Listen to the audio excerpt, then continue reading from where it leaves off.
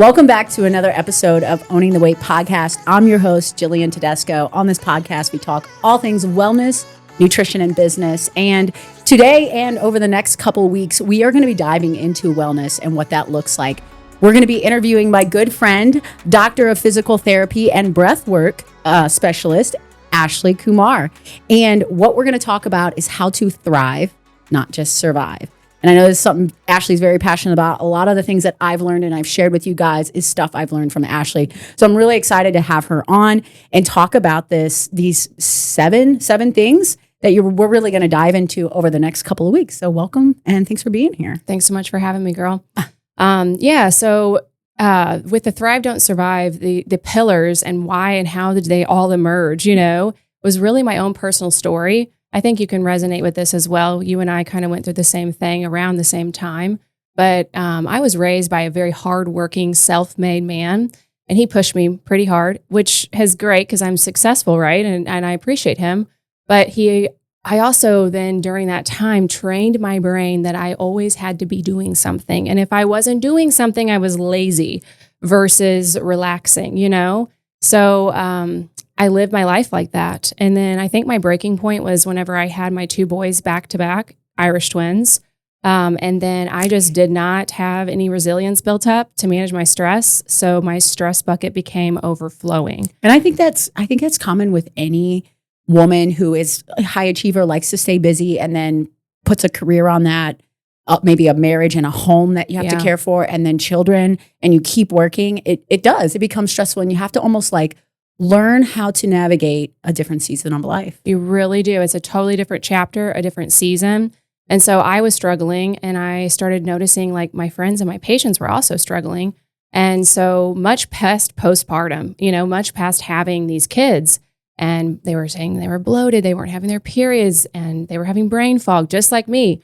And so that's how that course emerged. And I just want to really empower women to break the stress cycle so that they can transition into perimenopause and menopause with greater ease. And I'm just so honored to have Dr. Bashima Williams come on board and speak on things that she is masterful at, which is nutrition and hormones. And then the other pillars I'm really diving into. So that's cool. Yeah. And what's really interesting is as we talk about thrive, don't just survive, and stress, I can remember it's probably 4 years ago now, 3.5, 4 years ago, I was diagnosed in the same week by two different physicians with chronic stress. And I kind of chuckled because I was like, it's not even, what does that even mean? Is that a real thing? Right. And it was kind of my aha wake up moment, like you have to change. And that's before I had hired help for a big help for my business. It's before I got a personal assistant. It's before I started making lifestyle changes to impact my stress level. And when you're going through it, sometimes you don't even realize how stressed you are. Because Sydney actually said it best to me. She goes, Jillian, you've been going like this for so long. You think this is normal. This is not normal. So I had a good friend actually call me out. She was the one who was like, we need to get you an assistant, someone to actually help you with the kids and with work so you can also take care of yourself. So there was that, and then the diagnosis from the physicians. And I remember at first I thought it was a joke because I didn't think it was like a real thing, but it is. And once you start having these symptoms, and so if you're a woman and you might be thinking, well, I feel stressed, like we're going to give you so many tools over the next couple of weeks that Ashley's put together in this little mini course. Tell us just a little bit about this mini course. How do you get the mini course? Yeah. So if you want access to this mini course, you can sign up I have a 3-day Breathe Away Stress email series with some great videos if you just want to kind of start with just breathing. And then you can also follow either Dr. Williams' account, Doctors Being Functional on Instagram, and find out more in the links in those bios, and as well as my Instagram account, Healing with AK. Or you can always just reach out to us in the links that are shared below and on our Instagram reels. So that's cool. And the mini course that you created, it's like a 7-day over these topics that we're going to cover over the next couple of weeks, correct? It really dives deep on the understanding, the science behind it. Why should you be so, I think you have to know the why before you start to change the how. And then really actionable items on how to improve these things to really equip you, with the things that you need to know, whether that's just even going to the doctor's office and knowing what you need to ask. Because sometimes just going to the doctor, the primary care doctor in Western Med, and saying, I'm tired, they don't really understand why, so they're not giving you the right treatment. So just empowering women with the right tools so they can have these, educational conversations with these doctors and cue them to what they need really to treat them. You have to be your own best physician. Yes, you do. You got to be an advocate for yourself. Yeah. So let's dive in today and just kind of talk a little bit about stress and how it affects us. What physiologically is happening in the body when you're stressed? Yeah, so it's everything pretty much links in. Whenever let's give it an example of a stressful moment. So say that you've had the loss of a very close loved one, or you get into a car accident and you get that like sweaty feeling and your heart rate, just goes way up. What is actually happening? A lot of things are happening. So not only the central nervous system where your brain and spinal cord is, but also the autonomic nervous system triggers. So with the autonomic nervous system, that is actually called and encompassed, if you've heard about it, the gut-brain axis. So that's like your gut connecting to your brain. That's why they say your gut's your second brain. So that really refers to this like bidirectional communication between your gut, aka your enteric nervous system, and your central nervous system, your brain. And so that communication occurs through different hormone changes and immune pathways. And so one of the problems that can happen is that being triggered can cause leaky gut. Have you heard of that before? Oh, yeah. Leaky gut. Gut. Yes. Not anymore, though. Yay. Not anymore, though. Glutamate's awesome to help that, too. But you get leaky gut, so you get gaps in your gut lining, and then that allows, different food to come through the wall. And instead of getting your food, staying inside of your intestines, it leaks out and it goes into your bloodstream. And then it causes cytokines, or AKA inflammation, into your body. And so you're getting little particles of food where it shouldn't be. So that's one thing that can happen. And then another thing on that gut-brain axis that happens out of the central nervous system is the HPA axis triggers. So the HPA axis is the hypothalamus. It stands for hypothalamus is in your brain. Pituitary is also in your brain, and adrenal glands. So the pituitary in the brain, imagine this like a top-down. Pituitary in the brain tells the adrenals, which are on top of the kidneys, to make cortisol. And so then you get a bunch of influx of cortisol. So that's why you start to get these feelings of sweaty pits, gut feelings, And so that's one of those major pathways of the gut-brain axis. So that's really what happens at the central nervous system level. And then what happens in the autonomic nervous system, AKA something that you cannot control, but you do have it's an involuntary system, okay? That's why I'm obsessed with breath work, is because breath work is a voluntary way to tap into this involuntary autonomic nervous system. But what happens is either, you're either in two different states, sympathetic fight or flight, or parasympathetic rest and digest. But whenever you get triggered and distress, that fight or flight occurs. So you increase your heart rate, your blood pressure, you get sweaty pits. Your blood goes to your muscles to run from the lion, whereas the lion, there's not there, but you feel like it is. You get less blood flow into your gut, and digestion slows, and then you stop releasing bile from your liver. You have lower stomach acid. Literally everything in your gut stops working. So there's not the gut, all of your organs stop working well. How long does this happen for? It should just happen for short responses. Like that's why we don't want to be in chronic stress. That's when there's a problem. We should be in parasympathetic most of the day, and then we get like traffic on the way to work frustrates you. You go into sympathetic for a minute, and then you should drop back out. But the problem is whenever you are in chronic sympathetic system and chronic stress, that's whenever we get into problems. So it should be up in sympathetic, you get a response, and then you should come back out.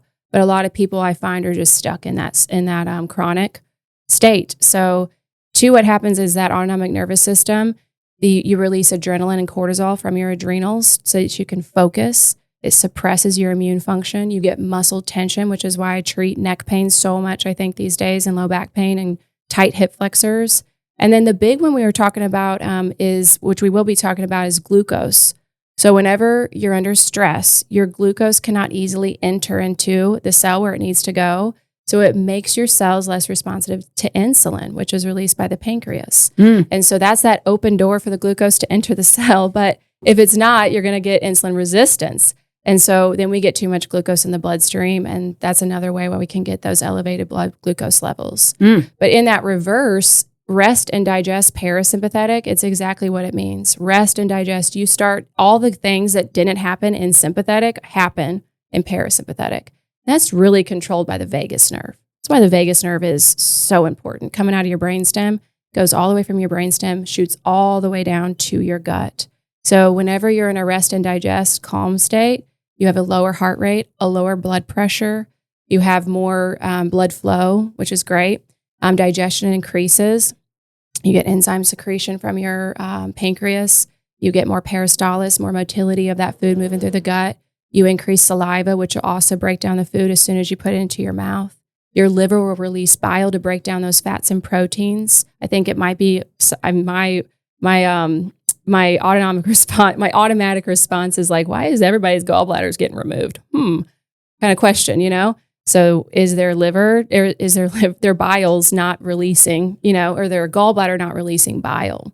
And then 2, it relaxes your muscles and you get an improved immune function. So everything, if you really want to heal, Jillian, which we've talked about, you got to get into this thing called parasympathetic nervous system. So I think it's extremely important. I really believe that it's like underspoken about stress. And so that's why I've just become the silent killer. The silent killer. It really is.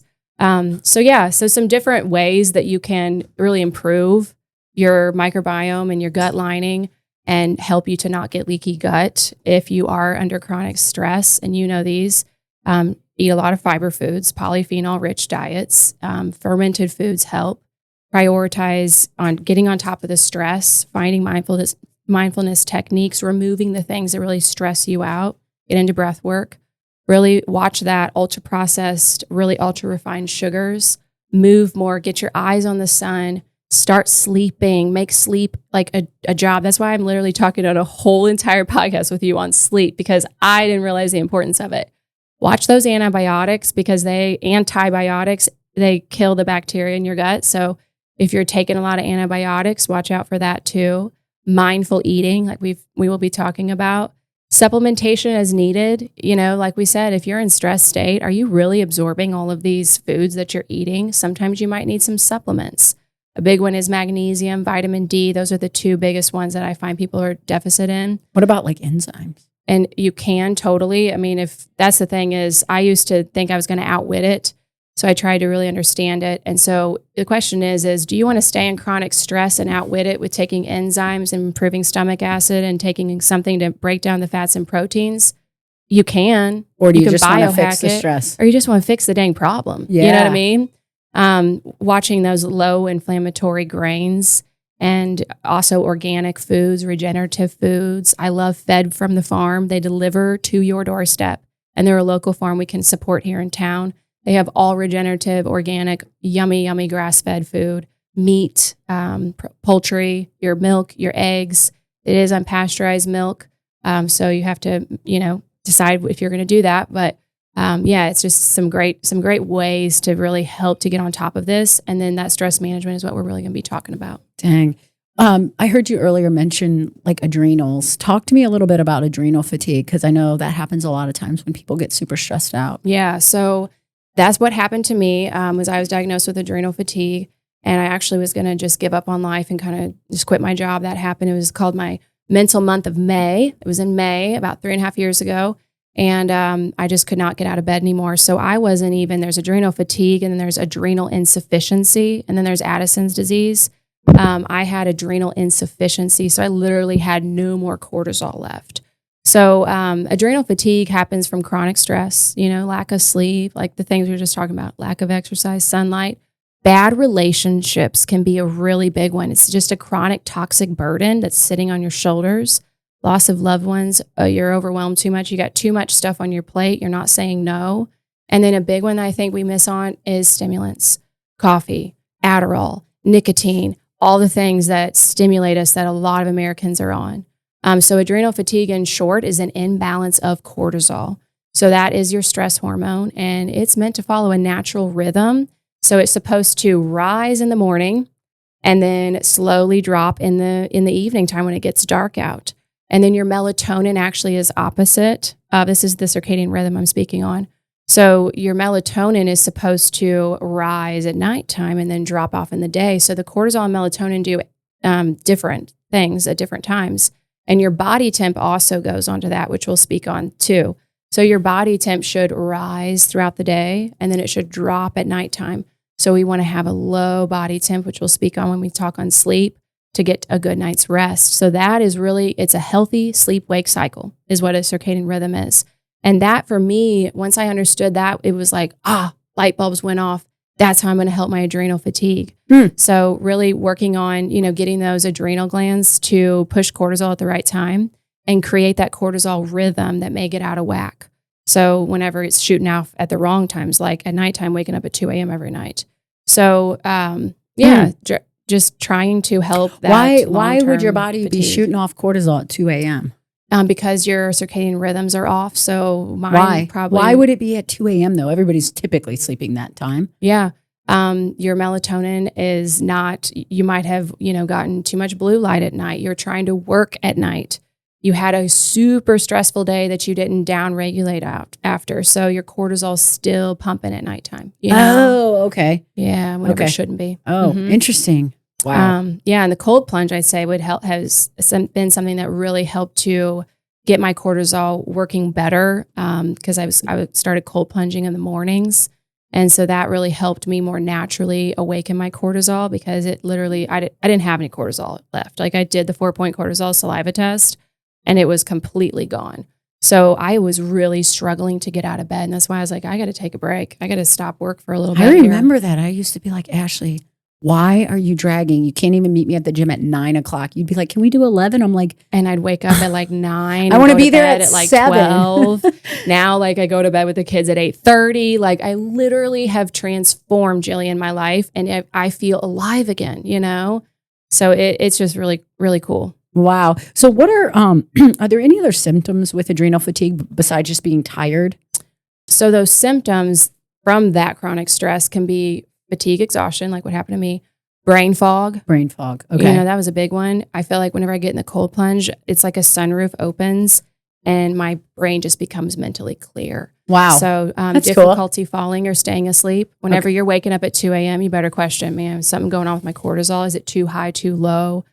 Salty or sugary cravings because you're probably dropping out in your glucose. Anxiety for no good reason, insomnia, like the sleep, lightheadedness, irritability, can't lose weight for no good reason, depression.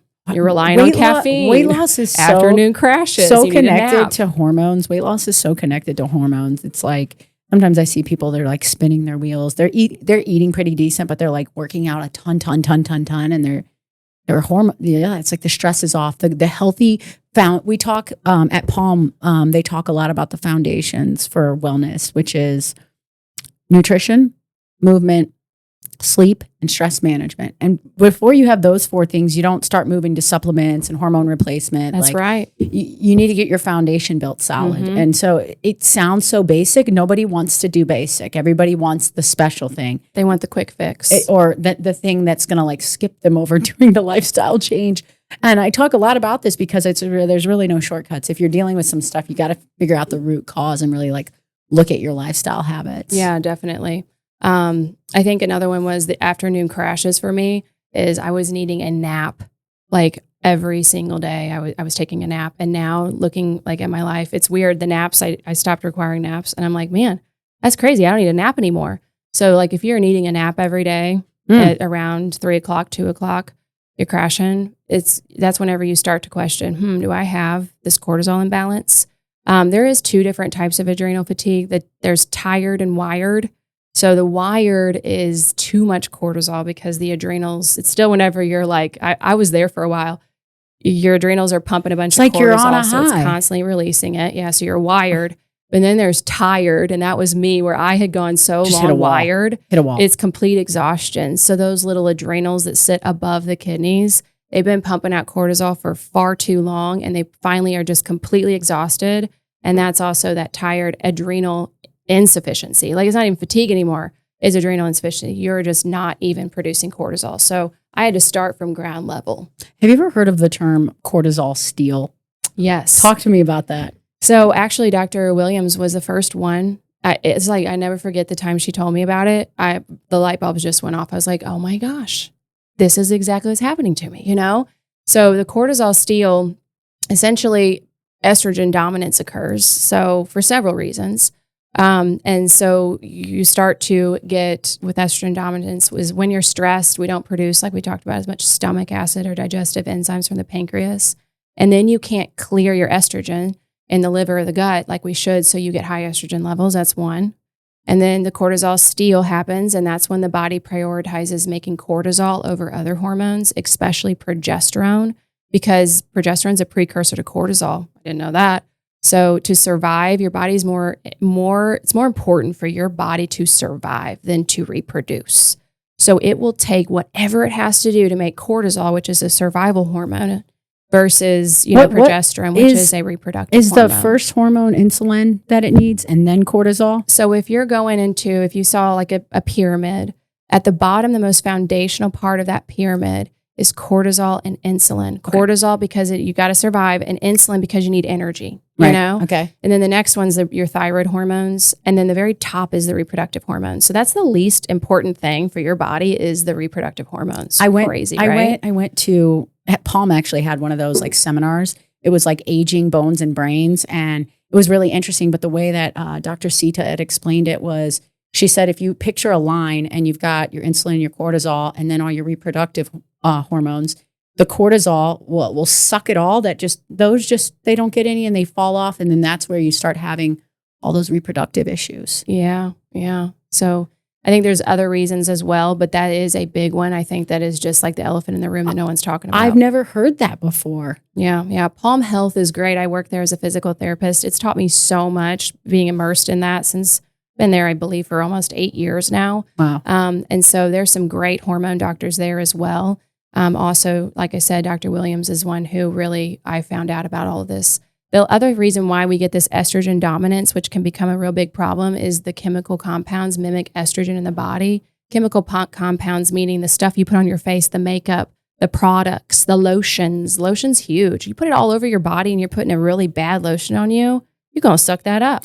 By the way, a plug here. I just downloaded that app, Yucca. Oh, yeah? I got the Yucca one. Yeah. And you scan the barcode and it rates it on a scale 1 to 100. Yeah. If it's poor, bad, good, and great. And then then if you want to look at why, it breaks down what's in it. And so I started shopping that way, just buying body wash the other day. I went to Native. Is it Native or Native? Yeah, I found one that was a 76 out of 100, but the ones, Sal wanted to buy one and he goes, Mom, it is an 8. And then we did a different flavor and it was 0.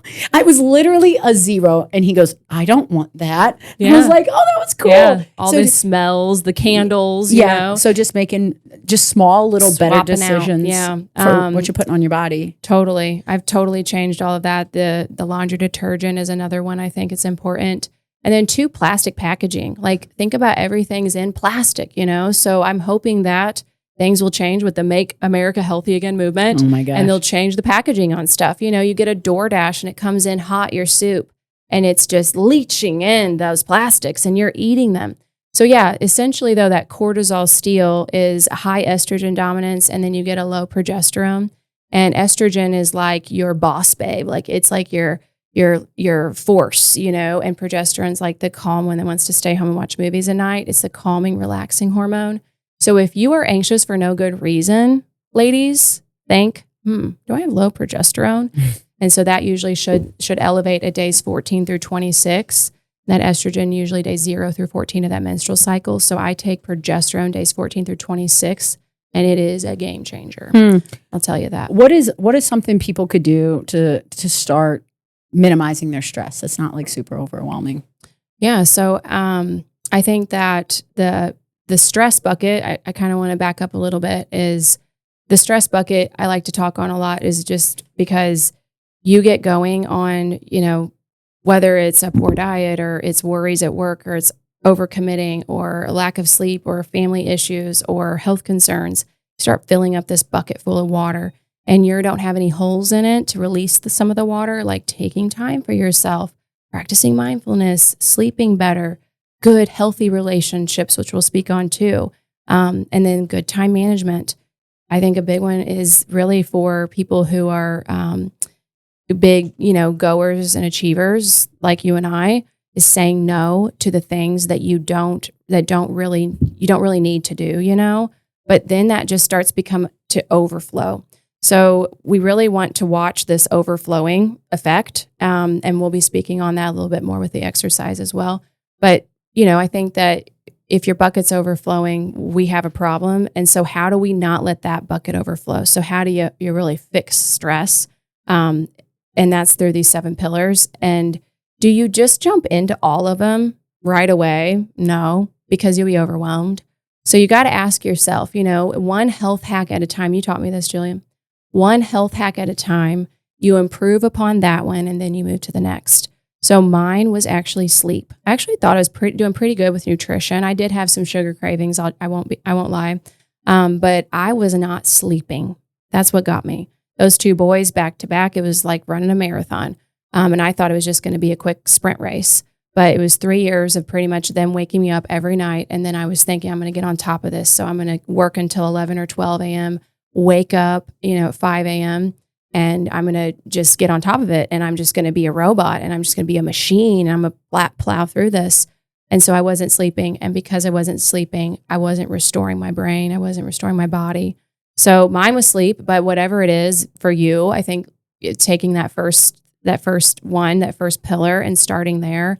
But I say whichever one maybe speaks to you the most. Whichever one speaks to you the most. But the top 4 out of all the pillars we're going to talk on. Why don't you go through real quick and kind of tease us what's coming down the line? Why don't you list out all the pillars we're going to cover? Yeah. So I would say that the top 4 pillars that you want to, these 4 will be released first. So is nutrition, I think is extremely important so that you can really watch those glucose spikes and you not becoming insulin resistant. And metabolic health occurring or metabolic dysfunction occurring. And then sleep is a huge one as well for a top 4. Exercise is very important. And then just clearing that stress load. But the other one we'll be speaking on is that exercise and breath work and mindfulness, hormones specific to stress, connection and purpose, and then biohacking tools to really support your energy and your detox pathways. But you cannot heal, Jillian, with a busy, loud life. So that's what I have learned. And that goes back to the parasympathetic nervous system is all of the calming songs, the Jesus songs I listen to, and the relaxing songs that I listen to whenever I'm in my sauna, in my cold plunge, doing my mindfulness time. They all speak on the same thing. Getting quiet will allow your body to quiet and calm. But the loud life, the go, go, go life, the busy, constantly stimulated, whatever it is, just the things, or maybe it's also the things plus some caffeine, nicotine, and stimulants, it's going to be really hard for you to get on top of this thing. So, kind of looking back from the big picture, sometimes it's hard whenever you're just living the life and you're in it, but stepping back and that's really when I was saying, like, I didn't really realize the chronic stress I was in. It didn't even correlate because you don't realize, is my life really that stressed? Right. But then when you look, you're overscheduled. Even when I was even doing, like, I was getting massages, I was working out at the gym, but I had so many appointments. I just wanted to stop having so many appointments. I remember, yeah. And you've taught me a lot of things too. You're like, no, I cannot do that. And then 2, just Ashley, you have got to take care of you, because if you're not okay, how in the heck are you going to take care of your army outside of you? First things first, your family. Yeah. You can't be there for your family if you haven't filled yourself back up and your bucket's overflowing, and then your workplace as well. But yeah, there's just a lot of effects of stress on the body, physically, mentally, and even into your behaviors. So, I'm excited to speak on those a little bit more and how to really give people the tools and the ammunition to be able to get on top of this thing that I feel like no one's really speaking on, you know? Well, thank you for bringing all it here. Guys, we really dived into stress today, how it affects us. Over the next several weeks, we'll be diving deep into each one of these pillars.